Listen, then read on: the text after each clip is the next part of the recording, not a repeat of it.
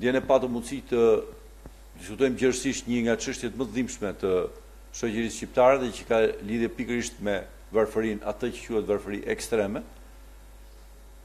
Ajo që është besoj pjesa më tragjike me cilën shoqëria shqiptare përballet dhe ku dëgjuam për herë të parë dhe pam qartasi për herë të parë një qeveri pa alternativë, ku shqiptarët nga dje kuptuan që janë qartësisht pa drejtim, dhe në krahun tjetër u evidentua qartë një opozitë shumë e përgjegjshme dhe një herazi me një alternativë shumë të qartë zgjidhje për çështjen.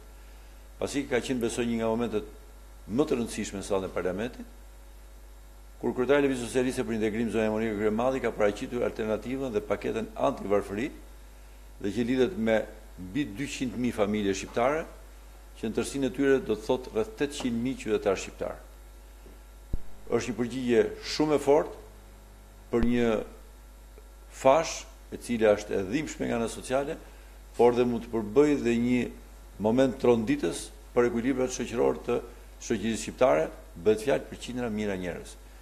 Krahun tjetër, pam shumë qartë që qeveria nuk ishte as alternativë, pasqyroi një skemë e cila ishte një skemë përjashtuese selektive, ku përjashtonte në mënyrë skandaloze familje, mira familje në gjendje të mjeruar, dhe një herazi u bë qartë publikisht që ishte një skemë teknikisht e rrënuar me gabime dhe gafa të frikshme, aqsa detyronte siç e dëgjuat dhe ju, që në një që nuk fitonte për 1 apo 2 pikë mund të shkonte ta merrte në bashki, dhe pastaj dikush tjetër me 3 pikë s'dihet se ku do ta merrte në një njësi administrative, pra kritere të shturur dhe një aprofesionalizëm, një pa aftësi shtetërore nga më të frikshme, ndërkohë që kemi të bëjmë me një përgjigje të qarta që duhet i jepeshin shtresës që ndodhet në vështirësinë më të madhe të saj.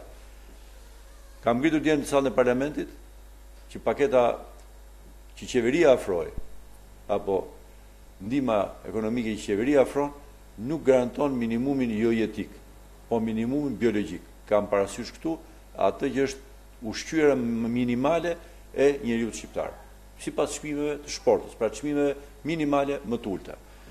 Pra, Shqipëria e këtij kryeministri nuk lufton dot as urinë dhe jo më varfëri.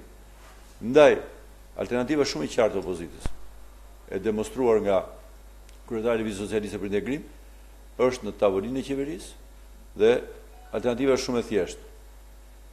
Të heqin dorë nga koncesionet kriminale, që hanë 100 milion euro, se shumë më pak nga këto koncesione mjaftojnë për t'i dhënë përgjigje në mënyrë të menjëhershme, tash edhe një herë tjetër, ndihmës ekonomike jo për mbijetesën shoqërore, por mbijetesën nga uria.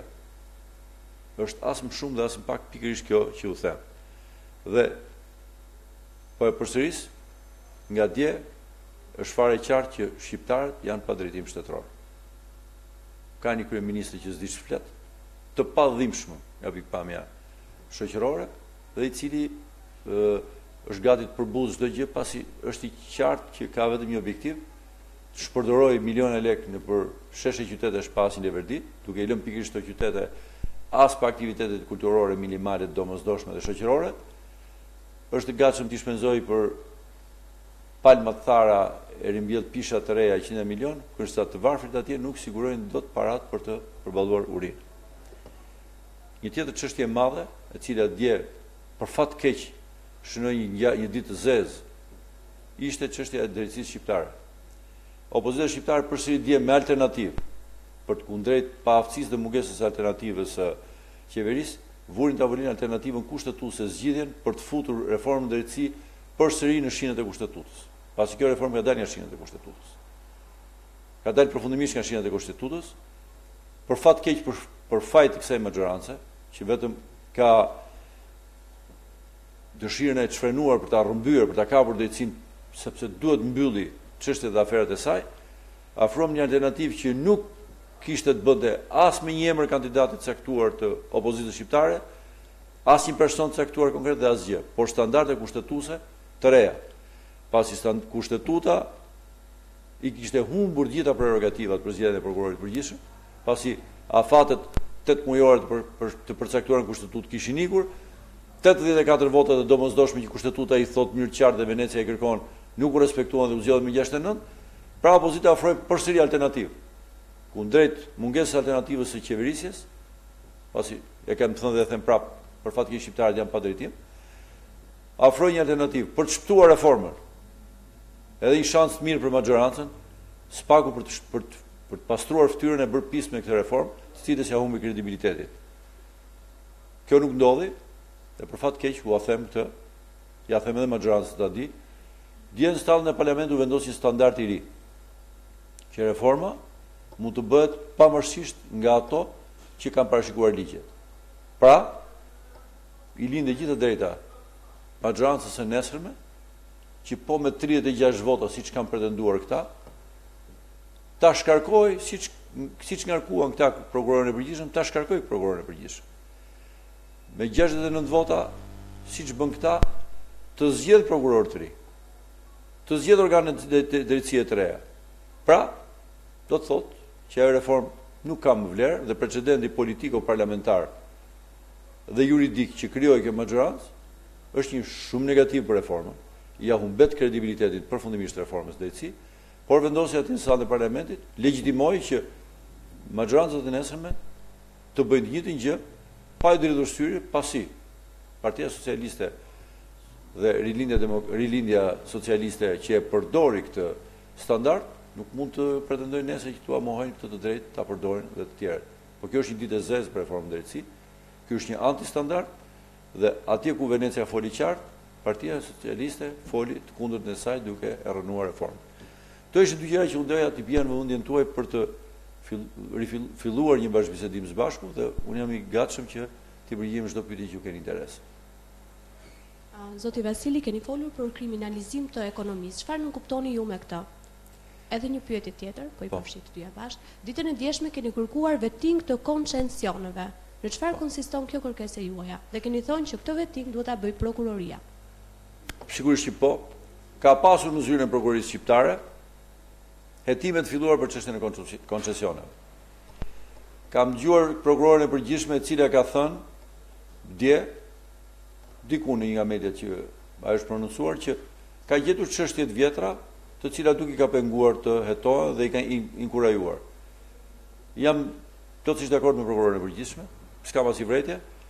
Jam këtu që ta inkurajoj publikisht që një çështje hapur, siç është çështja e koncesioneve, të rimerret fort, pasi këto koncesione që janë tashmë të kriminalizuara, që janë një shkatërrim i madh për ekonominë shqiptare, që krijojnë premisa për kriminalizimin e ekonomisë, pasi krijojnë premisa të forta për pastrimin e parave të pista, nuk janë konstatime të mijat, thjesht, unë po i jap jehon atyre që organizatat më të rëndësishme ndërkombëtare financiare botërore, siç është Fondi Monetar Ndërkombëtar, po dhe Banka Botërore, kanë bërë të qartë jo për mua, po për ju të gjithë. Kur këto konstatime kaq të rënda dhe të frikshme vinë që nga larg, se këto institucione funksionojnë në Shtetet e Bashkuara të Amerikës, kalojnë oqeanin dhe vinë në Shqipëri, sigurisht veshët e hapur të prokurorisë duhet të jenë shumë të vëmendshëm dhe prokuroria ka një mekanizëm shumë të rëndësishëm juridik në dorë dhe sikur të mos kishte hetime të hapura, ndonse i ka, të fillon edhe hetime kryesisht për çështje të kësaj natyre.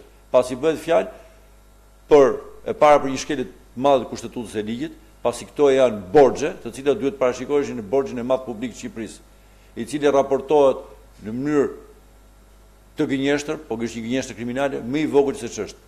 Pasi shoqëria shqiptare ka hyrë në borxh dhe ky borxh do llogaritur.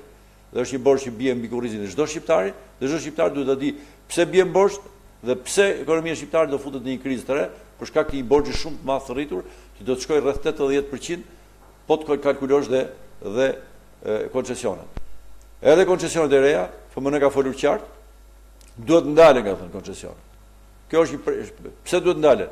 Pasi janë vërejtur negativitetet e jashtëzakonshme të karakterit ligjor, pra paqartësitë të karakterit ligjor që hapin mundësi për spekulim dhe abuzim, shumë gjëra që kanë të bëjnë me koncesionet, të cilat funksionojnë në mënyrë kriminale, janë denoncuar nga shumë kolegë tuaj të mediave tjera. Mjafton ato konstatime, qoftë për check-upin mjekësor, qoftë për mjaft të tjera, si do t'i mjaftonin prokurorisë shqiptare Jo një herë, po 10 herë të hapte çështje për kryesisht. Pasi i mjaft investigative kanë nxjerrë fakte nga më të shumtuarat, po nga më të ronditësit. Po janë të ronditësit kanë të bëjnë me paratë e shqiptarëve. Janë disa qindra milion euro në mes. Ndërkohë që ne diskutuam paraditën e djeshme për bukën për mbijetesën e qytetarëve shqiptarë. Ndaj kam thënë, hapi parë është ndalja, hapi dytë është bollë penguan prej 2 vjetësh projekt ligji gjilësi ka prur për koncesionit. Ka 2 vjet i bllokuar në parlament. Do të lutesh atë gjithë juve që jeni përfaqësues të nderuar të medias, ta bini ta ribinin këtë fakt. Pyetja e madhe është, pse e bllokon Partia Socialiste prej 2 vjetësh? E bllokon edhe kur ishin majorancë me ta. Cila është frika, cili është halli? Pse se miratojnë? Çka ka ligji një element të tjerë? Ligji ka vetëm një element thelbësor, transparencë ndaj publikut dhe ndaj parlamentit. Këtë tremb transparencë. Transparenca sigurisht tremb ata që kanë një veprimtari të ndotur, pse jo dhe me elemente kriminale brenda. Kjo është shkaku për cilin unë e kam kërkuar këtë gjë. Zoti Vasili, në një bashkëbisedim të javën parë ju shprehet skeptik fakt për rolin që ka prokuroria në vendin tonë. Sot është prokurori i krimeve të rënda, Besim Edi Ramës, i cili së bashku me Kreun e antimafjas së rajonit të Puljas kanë dhënë detaje për operacionin e përfunduar 3 ditë më parë, kur ka më shumë se 40 të arrestuar dhe 2.5 ton drogë të sekuestruar. A do ta përshëndesni sot ju këtë operacion? Është një moment shumë i rëndësishëm ky. Jam mirënjohës për pyetjen tuaj vërtet, sepse qelloj që për punë minutash patëm mundësi të kishim 2 komunikime me një distancë të afërt.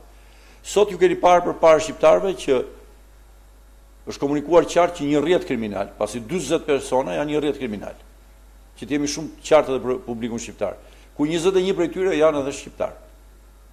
Dhe për 21 prej tyre janë prerë dhe urdhër arrestet. Jam korrekt besoj në citimet që po bëj në konferencën e sapo mbyllur të zotit Edi Ramës dhe përfaqësuesit italian. Për një sasi droge që është disa milion euro. Janë 2.5 ton kanabis. Por në Shqipëri, çfarë ndodhi? Pak javën parë. U kapën 613 kg kokainë me një vlerë 180 milion euro. Shumë herë më të madhe se sa kjo. Sa janë të arrestuar në Shqipëri për një aferë kriminale 10 herë më të madhe? Një shofer edhe një menaxher. Çfarë kemi kërkuar ne? Cila kanë qenë pyetjet që kemi bërë? I kam bërë publikisht, po i bëj sot prapë. Po e ripërsëris ti dëgjoje prokuroria shqiptare. Cili është rrjeti? Shpytje parë. Pse u pengua për të shkuar deri tek paku e fundit që do të shpërndaj në kontejnerin që erdhi, siç ju raportuat gjitha mediat në mënyrë korrekte, ishin me kode të caktuara që do të shkonin në destinacione të caktuara? Pse nuk u lanë të shkonin në destinacione të caktuara dhe të ndiqej që të evidentojë i tërë rrjeti kriminal, pra të kishim disa dhjeta të arrestuar, sikur se ka ndodhur në Itali fqinje për një vlerë droge shumë herë më të vogël? Prokuroria shqiptare u thirr në momentin kur droga u kap, apo u thirr që në momentin kur droga po shoqërohej? Pyetje 4 shumë e rëndësishme. Bashkëpunuan, sot ishte një bashkëpunim dhe sot pam një bashkëpunim prokurorisë shqiptare me italiane. Bukur. Pyetje 4. Momentin që droga u konstatua, sepse siç e dini, droga u konstatua dhe u shoqërua për të parë deri ku do të shkonte, apo jo? Pyetja ishte që në momentin që u konstatua, pse nuk u njoftuan shërbimet partnere të bëheshin pjesë e këtij operacioni për ta evidentuar sa më mirë dhe profesionalisht për të shkuar rrjeti deri në fund? Ne dim, ju e dini shumë mirë që policia shqiptare ka bashkëpunuar me partnerë për të organizuar operacionin si do kontrollojë protestë opozitës 27 janar, apo jo? A ka raportuar kështu? Që 27 janar, policia e brendshme thasë bashkë me partnerët kemi bërë një plan shumë të mirë masash për përballuar opozitën shqiptare, armiqtë e Shqipërisë. Tani, këtu kishim droga u konstatuar atje siç thon vet, po referohen vetëm atyre që thon vet. Atje në port dhe po shoqërohen shikojnë destinacion. Këta tha nuk bashkëpunuan me hiç njeri. Çfarë i ndali të bashkëpunoni me ndërkombëtarët? A mos ndërkombëtarët do insistonin që të shkojë deri tek rrjeti dhe këta nuk kishin interes që rrjeti të zbulojë në mënyrë që të rrjeti të jetë atje nga dishmëri që kur të vinë ngarkesa të tjera që do gjejnë pikat se ku të çaheshin të ndodhen atje? Ka dhe një pyetje të fundit. Kush janë garantuesit e kësaj? Garantët e kësaj droge në Shqipëri? Pasi i zoti i bananeve, po e banalizojmë, ishte i qetë në Gjermani. Sot një tregtar i zakonshëm dhe kur i vin 100 kg mall, rritet koka që ta shpërndaj. Ky ishte kaq i qetë që 180 milion euro drog mund të rinë fare mirë në Gjermani se kishte këtu se kush e qeveriste. Pra garantët politik, garantët shtetëror ishin këtu brenda. Kjo është fare qartë. Kushdo nga ju po të do të hapte një biznes të vogël, do të rrinte te koka kur i vinte një ngarkesë. Ky ka qenë kaq i qetë se ka kush i qeveris 180 milion euro. Dhe në këto pyetje të mëdha, 6 pyetje të mëdha, nuk po qëndroj pyetjes pse kanë kaq frikë të mohojnë bashkëpunimin me ndërkombëtarët. Ndërkohë që kryeministri, ky e ka zakon gënjeshtër ky kryeministri, ky as kujt as verdhet. Tha zbashkëpunua me Dolje Bërtise nëpër mediat e kolegëve tuaj. Në sajtet zyrtare të Ministrisë Mbrojtjes Kolumbiane keni deklaratën e konfirmuar të bashkëpunimit me autoritetet shqiptare për kapjen e 613 kg kokainë. Cili është interesi politik që e fshehin? Këto janë pyetje kokforte dhe konferenca e sotme e shtypit prokurorisë bëri kontrastin e madh me ç'duhet bëhet nga ana profesionale, se operacioni ka ndodhur në Itali, nuk ka ndodhur në Shqipëri. Ky që deklaruam sot, dhe çfarë ndodh në Shqipëri? Pa i dhënë përgjigje këtyre pyetjeve, do të thotë qeveria është në një pozicion nga më të kriminalizuar që mund të ekzistojë ndonjëherë, sepse ka qenë ajo që ka drejtuar operacionin dhe prokuroria nuk është në pozicionin e saj. Pasi sot vetëm për këto veprime, për ndaljen e operacionit, prokuroria duhet të kishte prerë urdhra arrestet pikërisht në nivelet më të larta, qofshin policorë, qofshin politike, për ata që e ndalën këtë çështje që shkonin deri në fund. Që edhe ju të kishit sot për të përcjellë lajmin që 20, 30 apo 40 njerëz në një grup kriminal kishin të bënin me 180 milion euro kokainë, kurse 2.5 ton kanabis, që ata që merren me këto punë din vlerën, që shumë herë më e vogël si vlerë monetare, bëhet një operacion shëmbullor autoritetet italiane për të përshëndetur standardi shkëlqyer policor dhe profesional. Po këtu. Prandaj këto tregojnë një kriminalizim kaq të thellë dhe kaq të skajshëm, saqë nuk mund të shkitet gjikundi, nuk mund të rrëshqitet asnjë kryeministër, jo ky, pas kërkush, nuk mund të bëjnë dot bisht një përgjegjësie më të rëndë dhe të pashtyeshme që kanë marrë përsi. Zoti Vasili, në mjaft takimet të zonës Kryemadhi, ju kemi parë që keni qenë krau i djathtë i saj. Në media ditët e fundit përflitet për një takim me zonjës Kryemadhi dhe kryeministrit të vendit. Nuk e di nëse takim që është mbajtur jashtë vëmendjes së media. Paktën kështu aludohet nëpër media. Nuk e di nëse keni informacion të tillë dhe a keni qenë ju prezant në këtë takim. Nuk ka pasur, nuk ka dhe nuk do të ketë asnjë takim të zonjës Kryemadhi me kryeministrin e vendit.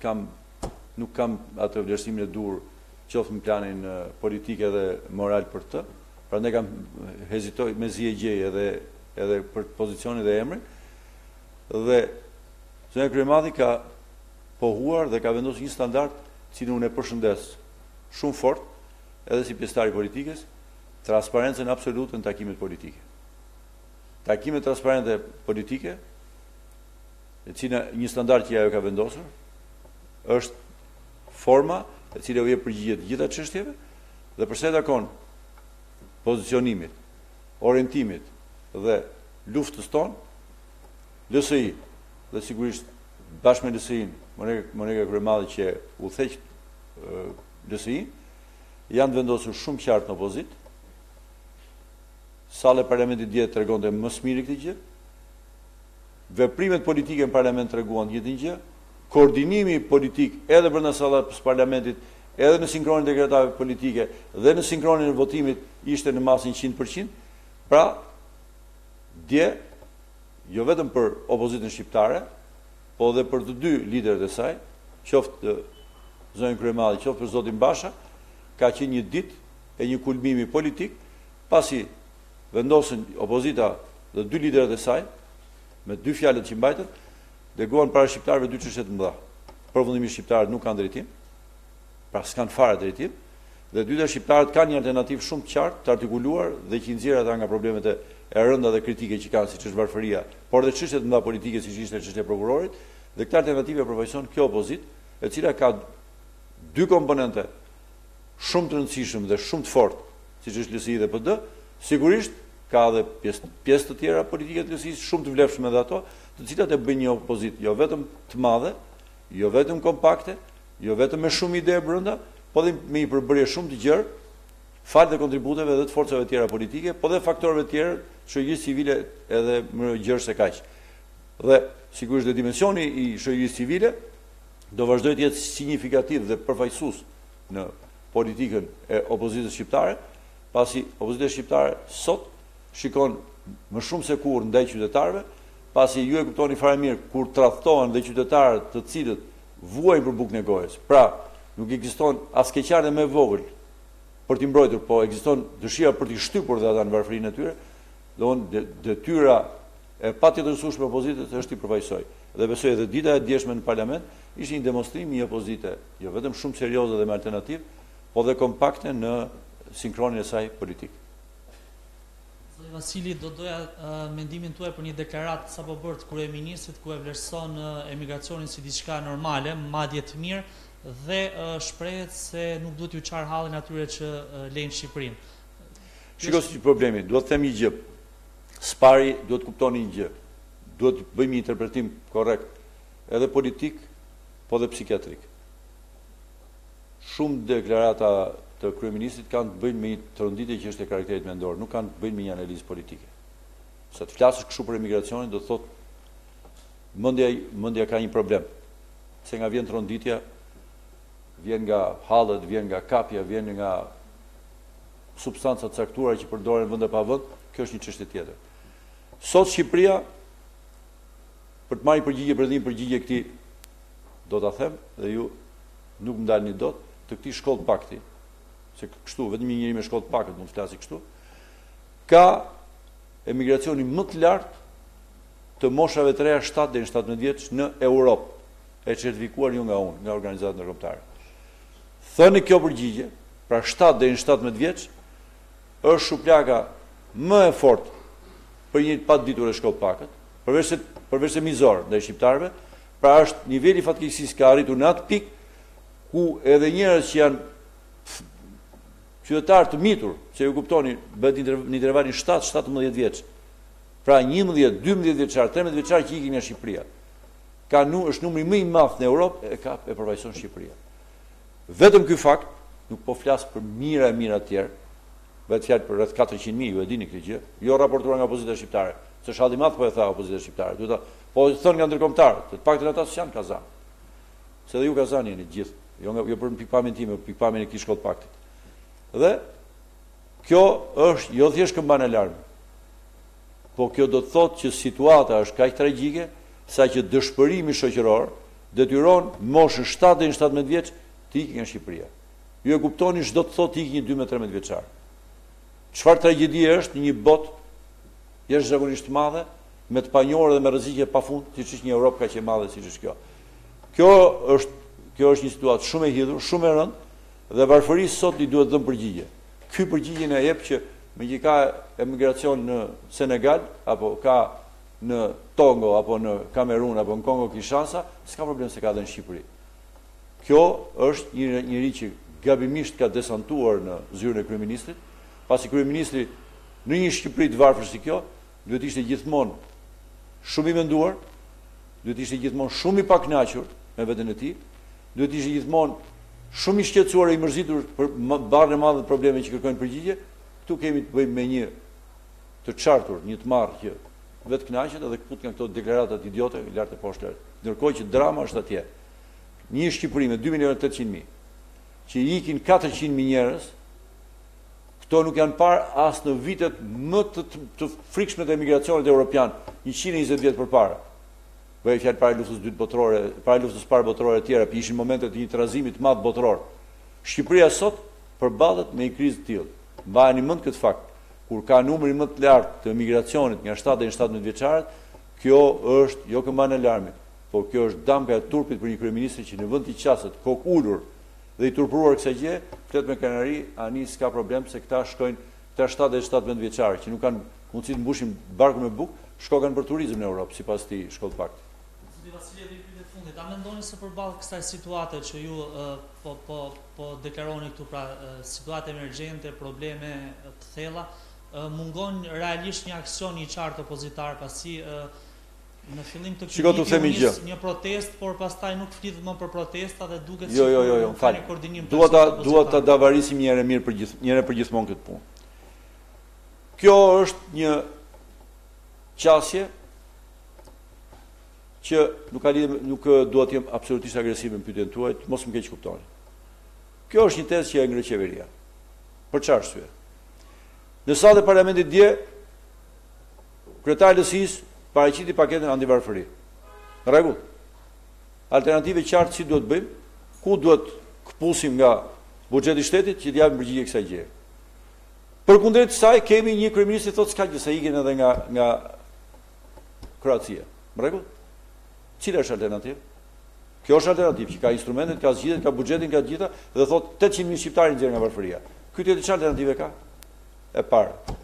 E dytë punës, në salën e parlamentit dje 10 orë është demonstruar më së miri. Si është varfëria në mënyrë kapitare? Është cituar edhe me raste, edhe me emra, është dhënë rrugë zgjidhje etj etj. Është oponent shumë e fortë, e kualifikuar, një opozitë shumë artikuluar. Ua kam thënë dhe them prapë, nëse Shqipëria, shqiptarët dhe ju të gjithë mendoni që protesta është i vetmi instrument opozitar, keni gabuar gjithë. Është dhe mbetet një nga instrumentet opozitar, i rëndësishëm, po absolutisht jo i vetmi. Një opozitë e cila mbetet vetëm në dimensioni protestës, mbetet vetëm në një dimension populist, nuk tregon mendim dhe nuk tregon alternativë. Ne nuk do lodhemi që t'ua formsojmë shumë qartë ja kush alternativa dhe ja një qeveri pa drejtim dhe shqiptar pa drejtim. Sot ju kanë thënë, kryeministri ka thënë qartë, shkoni kush doni, ata mund dalin bëjnë turizëm, edhe këta 7-17 vjeç që përfundojnë të kriminalitetin ordinar të rrugës atje përfundojnë nëpër Europë e tjera, nuk ka ndonjë problem, thotë se ikin nga gjithë dhunja ikin. Dhe opozita shqiptare është këtu me alternativë shumë qartë. Kush nuk do ta shoh, është njëri që ka një vokacion dhe dashuri të madhe për një qeveri të falimentuar, secili vlerësohet edhe respektohet për dashuritë e tij, por dimensioni publik madhor u dha në protest, pra që ka një dimension të jashtëzakonshëm, se u pan ishte në sytë të tjerëve, por nëse nuk bëjmë detyrën e përditshme për ta çmontuar këtë mos qeverisje një për një, të gjithë tjerë do thonë, po me çfarë drejt, çfarë keni ju? Qeverisja në rregull ishte. Ne po i tregojmë ditë për ditë që këta nuk qeverisin, ta tallën me qeverisje. Këta kanë marrin paratë etikën, sepse nëse atje thuhet sapse është bërë një sistem modern, e thotë s'ta funksionojë sistemi. Si funksionojë sistemi? Po sistemi ka 6 vjet që është paguar nga Banka Botërore. Po thotë s'ka gjë, se po lëvizi 2 pikë, 3 pikë, shko pse mos ja e bashkia, po deshit e japi. Po aty me 4 pikë do ja japi bashkia. Pra një pikë do ndaj bukën e gojës, njëri do vdesi nga uria dhe tjetri do rrojë. Ky është sistemi. Pra një sistem profesionalisht i rënuar, moralisht i tronditur dhe politikisht inekzistent. Këto janë dimensionet e kësaj qeverisje. Dhe përballë kësaj ka një opozitë shumë të artikuluar, shumë qartë, dhe më bini ju po të jetë zot një argument që funksionon në rregull dhe më së miri ky shtet, do unë jam gati të përgjigjem. Sot faktet ishin sa në parlamentit, ku dëgjuam vetëm gomarllëqe pafund, e treguam u kap njëri që kishte një vilë atje dhe kishte marrë mënyrë pa drejt, ndërkohë një deputet kolegi opozitës nxori për kryetar Partisë Socialiste me vila me gjitha që merr ndihmë ekonomike, në sy të plasur të këtij kryeministri. Ja kaq. Kjo është historia. Kështu që opozita është shumë e vendosur fort në detyrën e saj. Proteste që janë mire qytetarë, pa fund që e mbështesin, por qytetarët do të binim që janë shumë të qetë, që duke mbështetur opozitën, ka një alternativë qartë se si u jepë përgjigje këtyre që janë rreth par probleme kritike për vendin. Ka një interes publik për sa i përket të ardhmës politike të opozitës. Lëvizja Socialiste për Integrim në zgjedhjet vendore do të jetë bashkë me Partinë Demokratike? Ne kemi një bashkëpunim politik i cili është shumë i qartë në sytë tuaj. Çdo vendim është në vendin e duhur dhe në kohën e duhur, por në të gjitha rastet, zgjedhjet vendore janë zgjedhje administrative, nuk janë zgjedhje politike dhe ju e keni shumë qartë të gjë. Kjo absolutisht nuk ndryshon asgjë nga sinkronizmi, pra nga kooperimi dhe bashkëpunimi politik opozitar. Por sot kur ne kemi një Shqipëri të cilën kapet 180 milion euro drogë dhe kapet një shofer dhe një administrator çfarë është.